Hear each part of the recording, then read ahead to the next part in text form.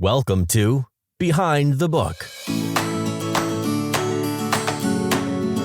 It's time now for Behind the Book, hosted by Tess Thompson and Karen McQuestion, two authors with a passion for books, no filters, and limitless curiosity.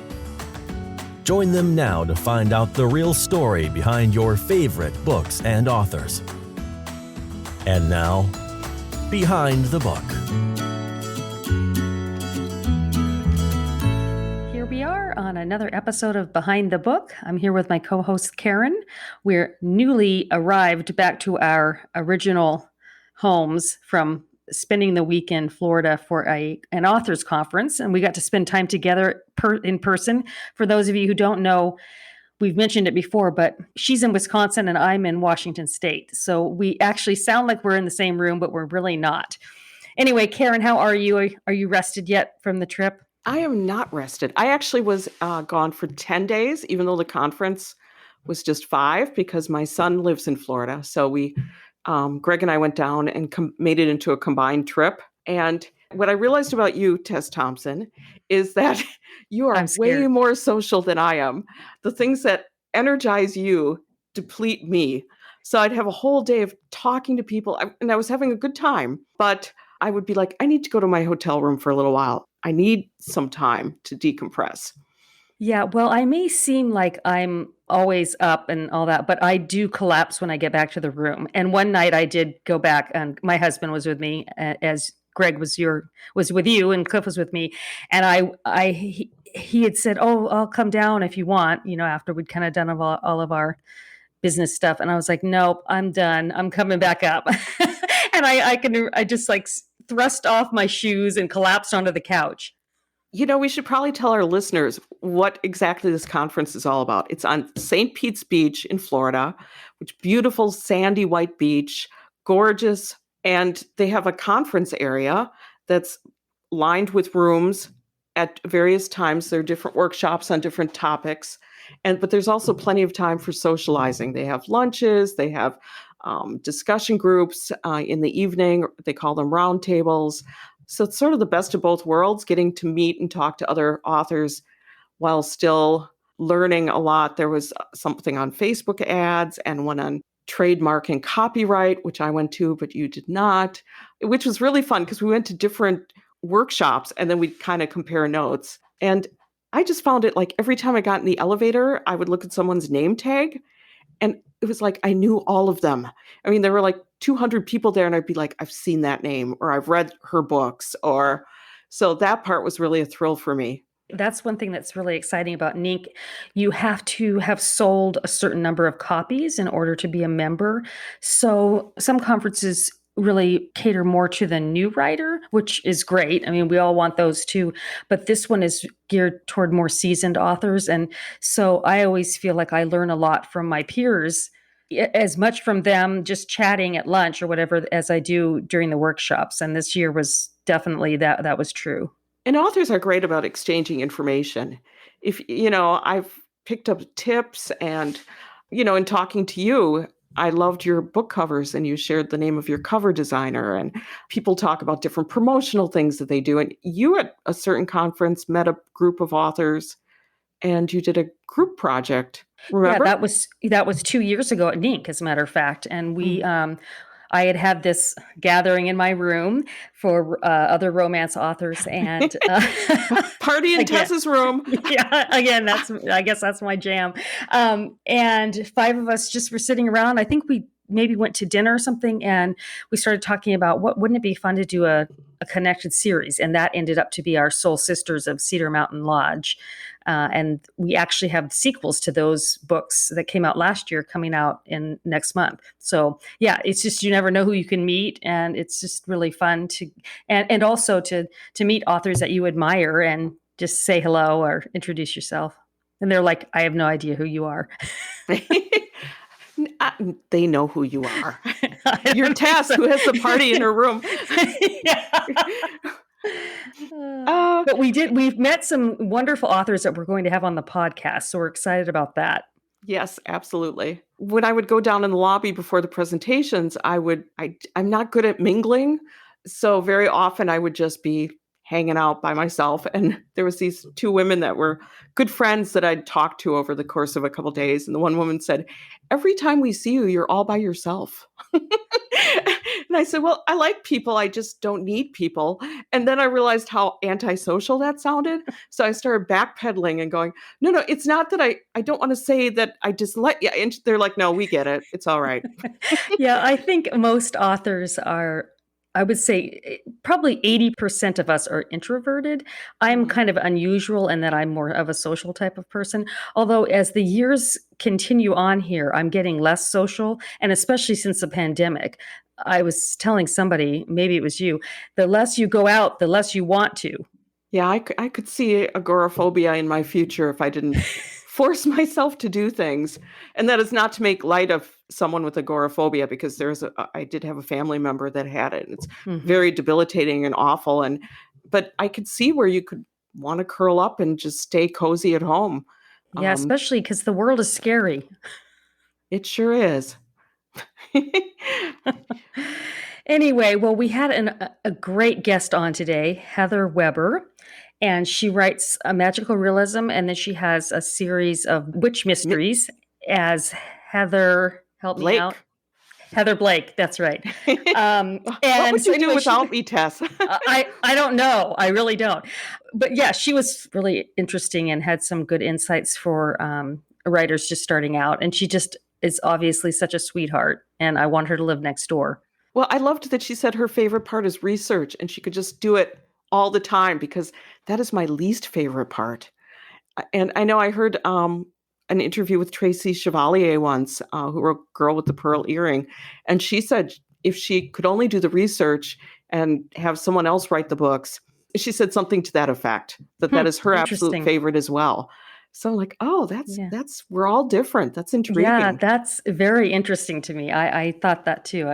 I mean, I enjoy it to a certain point, but then I just get itchy. I'm like, okay, I gotta write. Like, I know enough.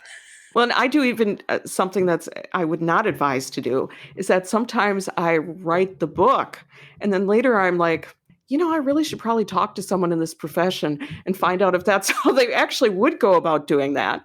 Please don't do that. Yeah, But don't do that. Yeah, yeah, that just but gives you extra work. I know, but I've done it. I have to admit I've done it. Yeah. Anyway, well, we will let our listeners enjoy Heather Weber. On with the show. Today, we're delighted to have Heather Weber with us. She's the author of more than 25 novels and has been twice nominated for the Agatha Award. She loves to read, drink too much coffee and tea, birdwatch, crochet, and bake. I kind of want her to move in with me. She currently lives near Cincinnati, Ohio, and is hard at work on her next novel. So tell us a little bit about how you became a novelist and which of your titles was your first published book? Okay, so how I became published is, like many authors, I took the scenic route. I started writing in 1997. I was 25 years old. I was a stay-at-home mom of 3 kids, and I had a dream, a literal dream. And I woke up that morning and I was telling my husband about it, and I said, I can see these characters, I can see the whole thing. And I said it would be a great movie. And then I was like, no, not a movie. It has to be a book, because, the movies cut out all the good parts. And he looked at me and he said, why don't you write it? And, I'd always been a book lover and all of that, and a huge reader, but I never considered writing. But being 25, I think I was naive enough to be like, okay, I'll give this a try. We had just gotten our first computer, home computer, back in the dark ages. And so I had, a processing system. I sat down. It was my two older kids were in school already, and my youngest was at home. She was 2. So I would sit her down in front of Cinderella, and I'd have about 74 minutes to write. And so that's pretty much how I wrote my whole first book.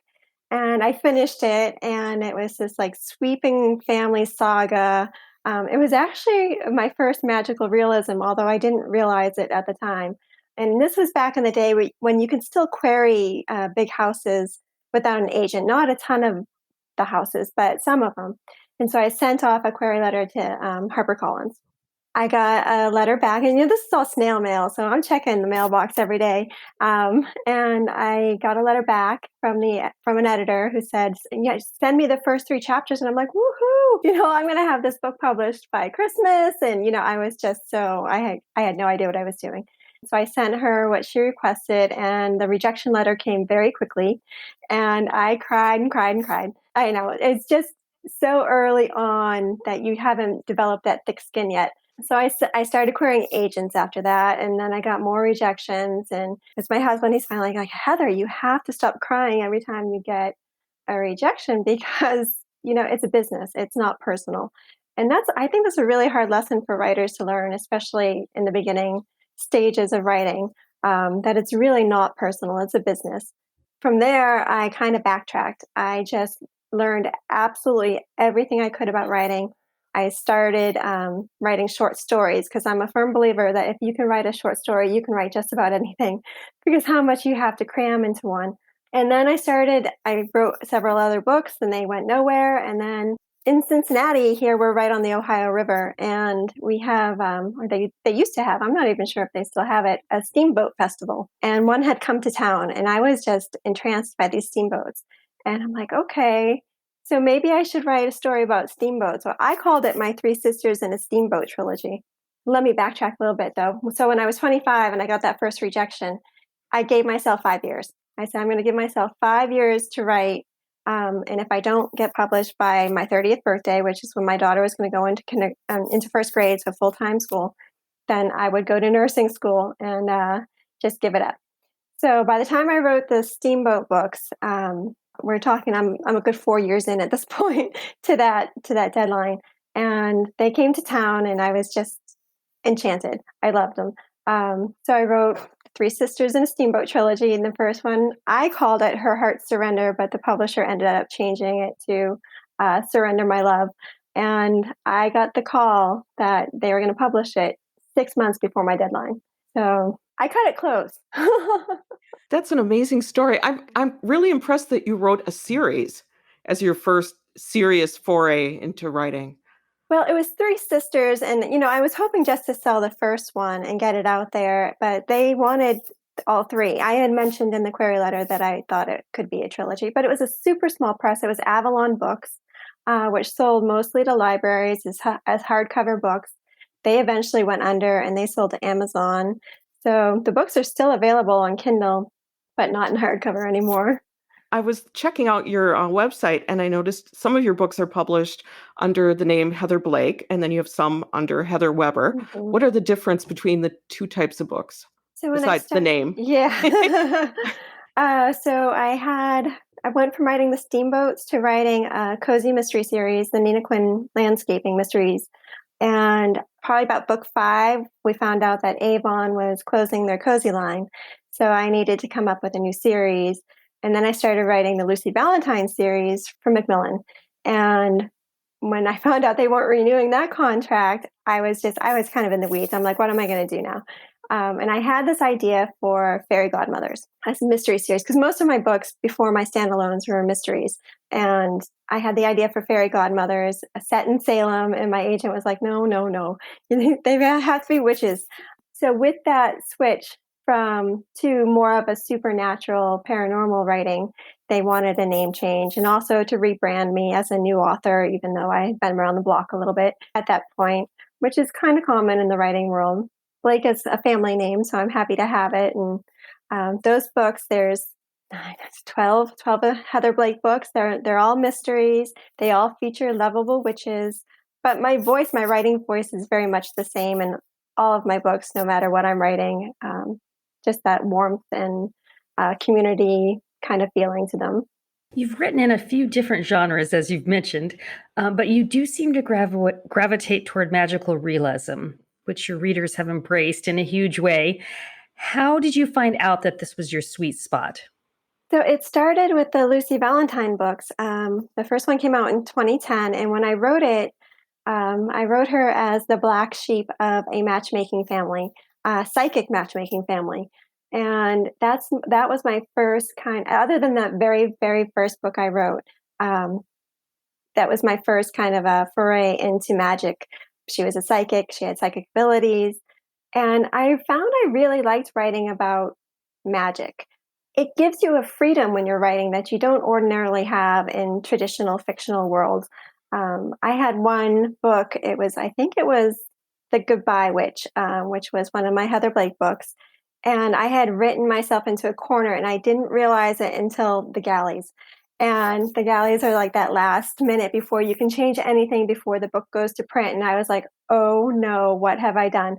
Because my witch characters aren't visible on film. And I had a scene where one of my witch characters was very visible on film, and I didn't know how to get out of it because it was a pivotal scene to the mystery. And I was like, what am I going to do? What am I going to do?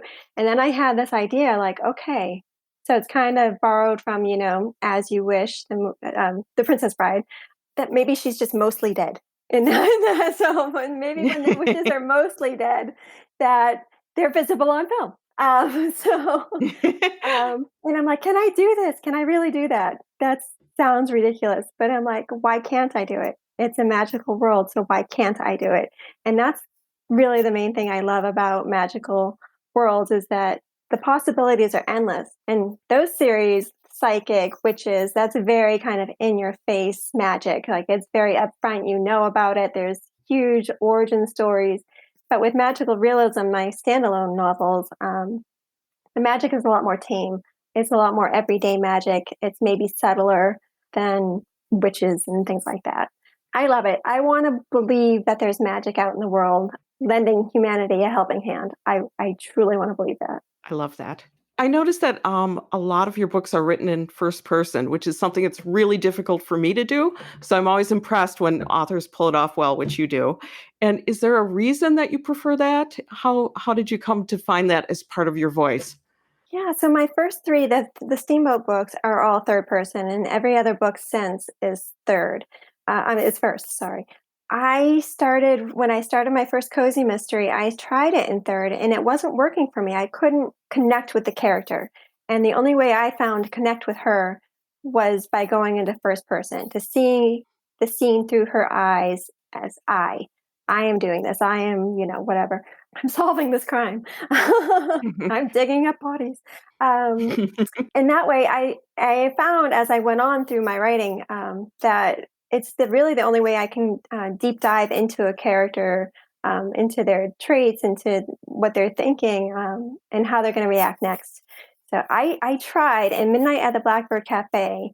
So I was making that big leap from genre cozies to big standalone fiction. And I was like, okay, I have 2 points of view in this novel, 2 main points of view in this novel. And I'm going to try one of them in third person.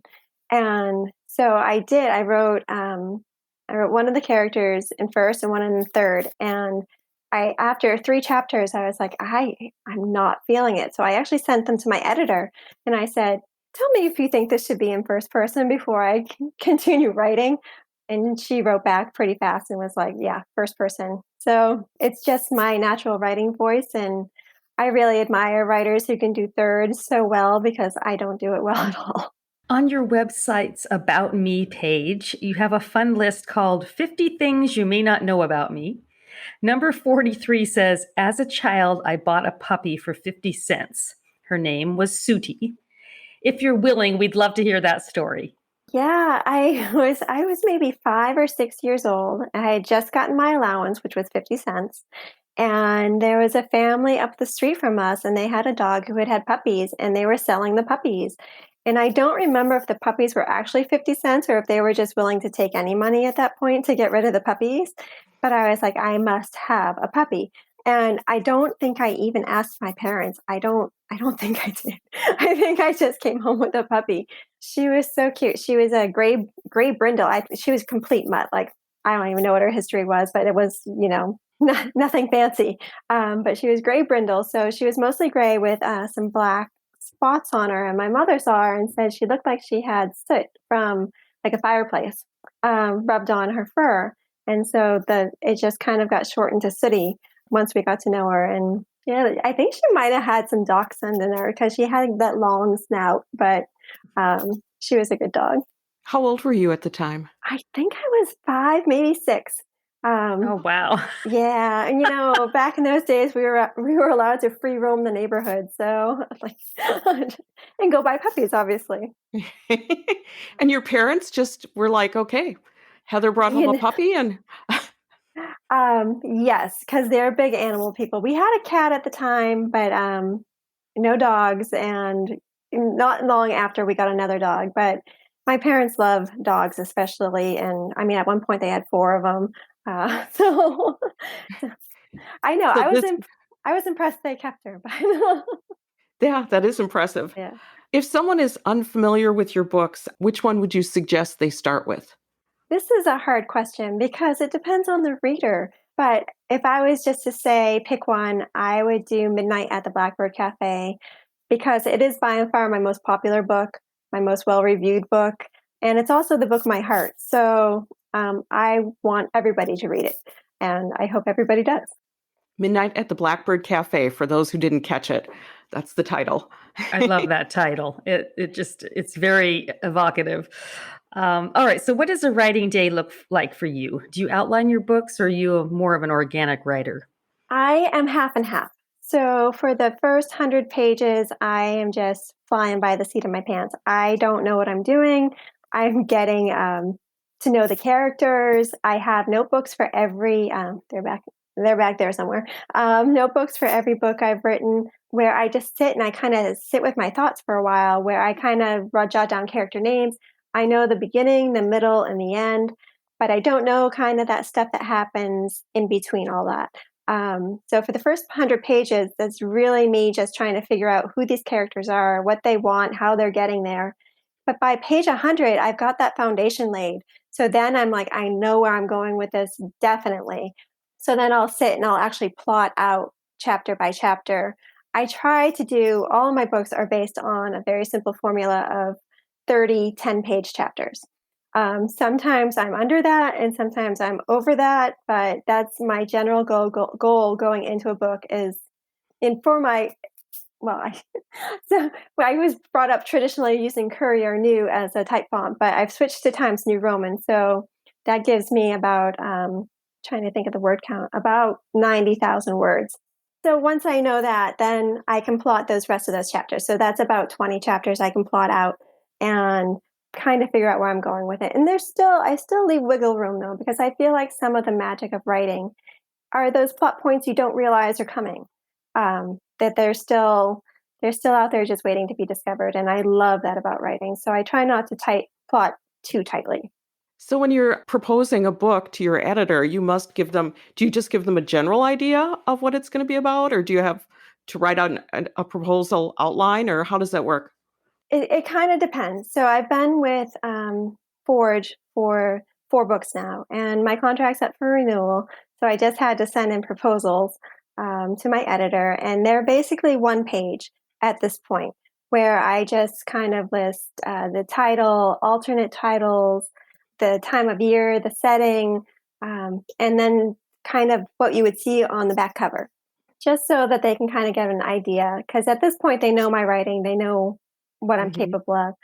But when I sold Blackboard, when I was switching from cozy mysteries to standalone fiction, it was a big leap. So I came up with I think it was a 9-page synopsis, which is a little long in the writing world, and 3 chapters. And we were really hoping I would sell on the 3 chapters instead of having to write the whole book, which was a possibility because I had never written in that genre before. So, but luckily we did sell on the 3 chapters. I was like, woo. I was wondering what part of writing fiction do you find the most challenging, and what is the most fun? The most fun for me is research. I love to research. Like I could spend all day researching and be perfectly happy with it. And also writing secondary characters. To me, the secondary characters, I think I said once that if a book was soup, the secondary characters are the spices. I love them. I think they're fun. I think they bring so much to the page. The hardest part for me is definitely beginnings. It's just kind of mucking through where I'm going with the story and developing my characters and figuring out who they are. I generally take about 6 months to write a book. That's with some editing time in it too. But And the good 4 months of that is the first 100 pages. And the rest is the end because I can't. The beginnings are so hard for me. I think getting started, I always say you're laying tracks. Yes. Yeah. So what writing advice do you have for those just starting out? It's hard because every writer writes differently. And it's hard to give advice because what works for me might not work for somebody else. But having said that, I would say persistence, because you're not going to get anywhere unless you keep with it and keep at it and develop that thick skin. Patience, because it took me almost 5 years to get published. And nowadays with the upswing of indie publishing, that's not so much of a drawback anymore. But I still say patience, because you still have to have the patience to write the book and to learn how to craft the book and to find the right ways to market the book and to get it out into your readers' hands. And all of that is just patience, because I know writers who are in a rush to get their book out into the world because they worked on it so hard and so long. But if you just take a step back and just give yourself some breathing room, a lot of things come into focus a little bit more clearly that way. And of course, to keep learning about the craft. Like once you finish a book, you're not done learning. I'm always learning new ways to write, new ways to say things. And I'm learning about myself too. My writing voice has changed a ton since I started writing, and that I hope it continues to grow. But yeah, just keep learning. Is there a writing book that you found helpful? Two of my go-to writing books are Stephen King's On Writing, which is just the foundation for writing, really, and Debra Dixon's Goal, Motivation, Conflict. I think I've used Goal, Motivation, Conflict, and I've actually added to it since my very first book. I now have Goal, Motivation, Conflict, Resolution. So in each one of my books, in my notebooks, that's what I have: inner, external, and then I have the resolution at the end. So for me, for writing mysteries, for writing standalones, for writing romances in the very beginning, it works across the board. Your motivations and things are tweaked a little bit, especially with mysteries, because, that's always to find the killer. So Do you ever have doubts about a book, either while you're writing it or after it's finished? always, yeah. Beginning, middle, and all of it. I actually not too long ago found I had the first chapter of Midnight at the Blackbird Cafe. And so I'd taken this big leap of faith from jumping from cozy mysteries to standalones. And on the first page, I had the title Midnight at the Blackbird Cafe. And just underneath it, I had in parentheses, AKA, I have no idea what I'm doing. And so chapter 1, and then it started. And so, if you're aware of it, it's for me, it's become part of my process. I don't know until I know. So until I figure it out, until I keep going, keep plugging, keep writing, I'm not going to know. But a lot of it is trust. So I think as writers, you really have to learn how to trust yourself, trust your voice, trust your instincts, because I knew I could write that book. And even though I had doubts, and even though I didn't quite know what I was doing, I'd written series for years, and this was a book I had to wrap up at the last chapter. And I was like, I don't know how to do that, but I knew I could learn. So I think that's one of the biggest tips too for new writers, is to trust yourself and your voice, and know that you can do it. So what do you do when you're feeling uninspired? Is there something that helps jumpstart you? Well, reading is really always, and for me, if I get stuck, I read out of my genre. So I love memoirs for that, because I love a glimpse into somebody else's life. And I crochet. So I feel like when you have another creative outlet, it helps. One side, for me, I kind of compare them to brains. So my writing brain and my crochet brain are two different things. And when I need my writing brain to rest, to just be like, okay, I can't do this, I need a minute, I go to crochet, because it still gives me the outlet to create, but it's not your brain constantly going, okay, then what happens next? And what does she do then? And, where do I go from here? It's just playing with yarn. It just allows my inner self to just calm down and take a minute. Do you have an ideal reader in mind when you write? You mentioned On Writing. Stephen King always says he writes for his wife. How about you? I never thought I did, and then I realized I kind of write for myself. I kind of write books I want to read, but I really like the idea of writing for somebody else, and I might just steal that. I might just steal that idea. You mentioned that your husband was instrumental in getting the first book written. Has he Mhm. been your biggest supporter? Oh yeah, for sure. Yeah, I don't think I could have done it without him, honestly. Well, one, because he planted the seed, and I never would have thought to have written a book without him saying so. And then just the support through the years, as new writers, at least in my case, I didn't make any money. So he allowed he kind of supported me while I built my career, and that was just priceless. Talking about not making any money initially, I always say my husband was a patron of the arts. That's a good one. Yeah, I like that. Is there a book you'd like to write that you haven't written yet? Well, so in my second standalone it's called South of the Buttonwood Tree. My main character is a children's book writer, and I kind of based her story on her career really as something I would like to explore one day. I would really like to write a children's book one day. And it's kind of always been in the back of my head, and I know how difficult they are, so that's kind of holding me back a little bit, but I think one day I definitely will give it a try. When you mentioned children's book, are you talking a picture book or a middle grade novel or Picture book. Yeah. Mhm.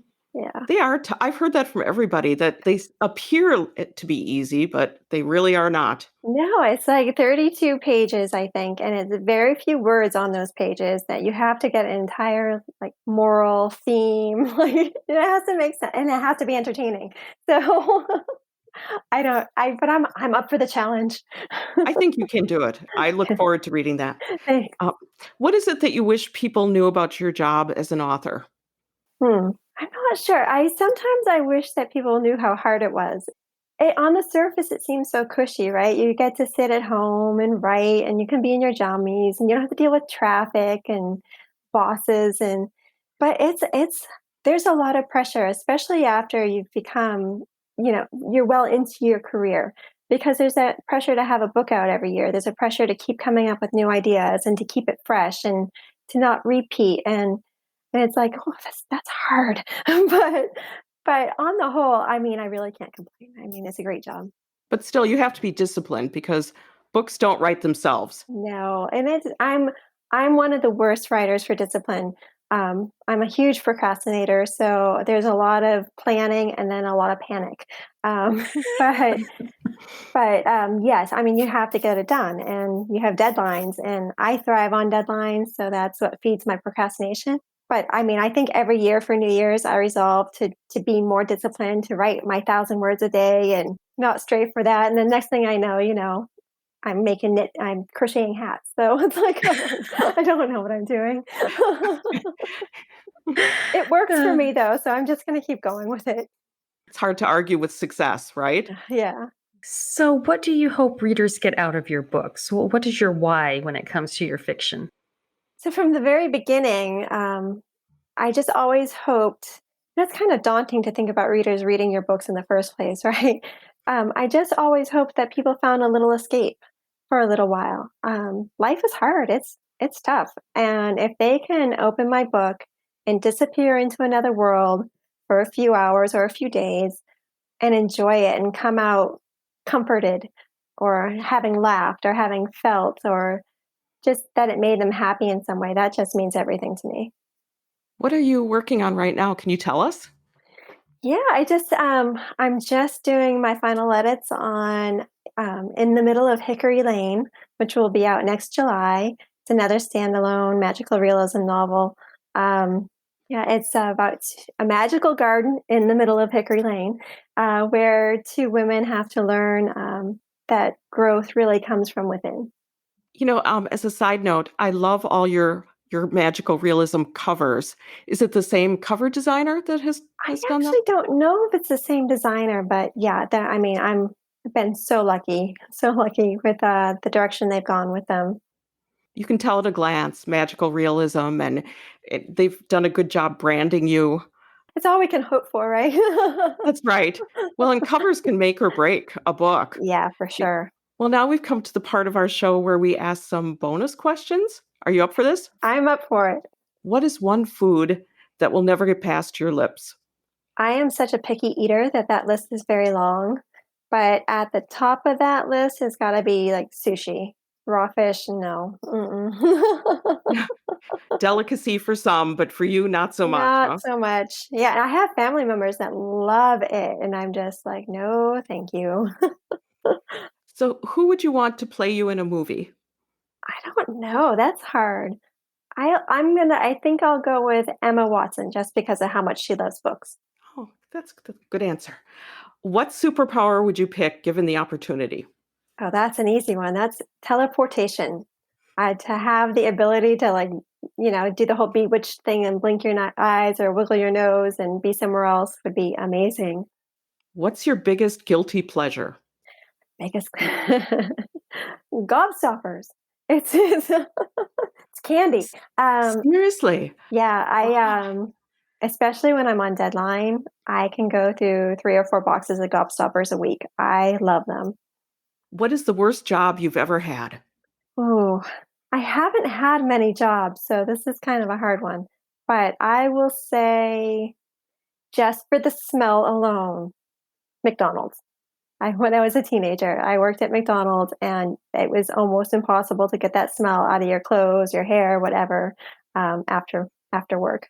And was it like a grease smell? Yeah, yeah, Yeah. yeah. You know how when you leave your like fast food bags in your car Hmm. overnight for too long, and you get in your car the next day, it's that smell. It's not pleasant. If you could instantly become an expert in something, what would it be That I want to become an expert in, or that I could become an expert in. that you'd like to? If you could just snap your fingers. Oh, baking. I'm a good baker, but I would love to be an expert level baker. What's your favorite scent? I have a few. My absolute favorite is probably rain on hot pavement.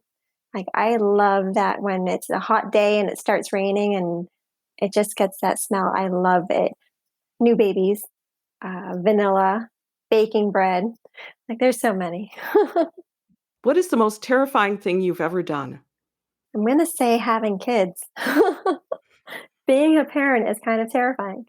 For the pure fear factor, like white knuckled, I'm going to say driving up Mount Washington in New Hampshire. Um, that was one of the most terrifying experiences of my life. So was it steep? Is that why it was scary? It's really steep, really twisty, and there's no guardrail. And the road is narrow. So lots of times if there's a car coming down while you're going up, you're on the outside right next to the edge. And oh, yeah, no thanks. We just drove to Vermont recently on vacation, and we passed the turnoff from Mount Washington's toll road to go up. And my husband was like, "You want to go?" And I'm like, "No, never, never again. Nope." Oh, I could not have done it, so I give you credit for that. What's one thing that you're really bad at? Is it bad or is it good? Procrastinating. So I think I'm really good at procrastinating, but it's a really bad habit. Although it works, it's part of your process now, right? It really is. Yeah. So it results in some wonderful novels. Yeah. So Yeah. if you could live your life over again, would you want to? I definitely would if I could go back knowing what I know now. If I had to start all over, blank slate, no thanks. But if I could go back and change things that I know are going to come out badly, definitely. I always look at pictures of my kids when they were little and I'm like, I do not remember them being that adorable. And I think it was because I was so caught up in Yeah. everything. And I would like to go back for one day and just like see them when they were little and precious and Yeah. probably driving me crazy, but that would be fun. That would be good. Yeah. I had a dream not too long ago. It's the same thing, especially I have 3 kids and my youngest is my daughter, 2 older boys. And her babyhood is a blur. But I had a dream that from when she was a baby. So in that dream she was probably, 8 months old, and I woke up so happy because it was like I remembered it when I couldn't before, and that was just so nice. It sounds like you have very vivid dreams. I, I'm a good dreamer. Yeah, Yeah, I do thankfully. too. Yeah, I often have dreamt books It's a strange thing. Yeah. And you have to just write it down right away or you forget. Yeah, me too. Well, now I feel bad. I've never had that happen. I must be sleeping wrong or something. You're just too tired. I don't know. Maybe that's it. Too bad mulling over all kinds of things. So, well, where can our listeners find you, Heather? I have a website, heatherweber.com. I also have heatherblakebooks.com if you're more into the witchy mysteries. I'm on Facebook. I think my author page is Heather Weber Books. I also have Heather Blake Books. I'm on Instagram at Books by Heather and Twitter at Books by Heather. I think that's everything. I'm everywhere. Well, thank you so much for joining us today. It was so much fun chatting with you. Thank you so much. I really appreciate it. This is fun. Yeah, it was great having you and great to meet you. And we look forward to reading more of your books. Thank you. Thank you for listening to Behind the Book, brought to you by authors Tess Thompson and Karen McQuestion. Don't forget to subscribe to the podcast and post a question in the comments section. This has been Behind the Book.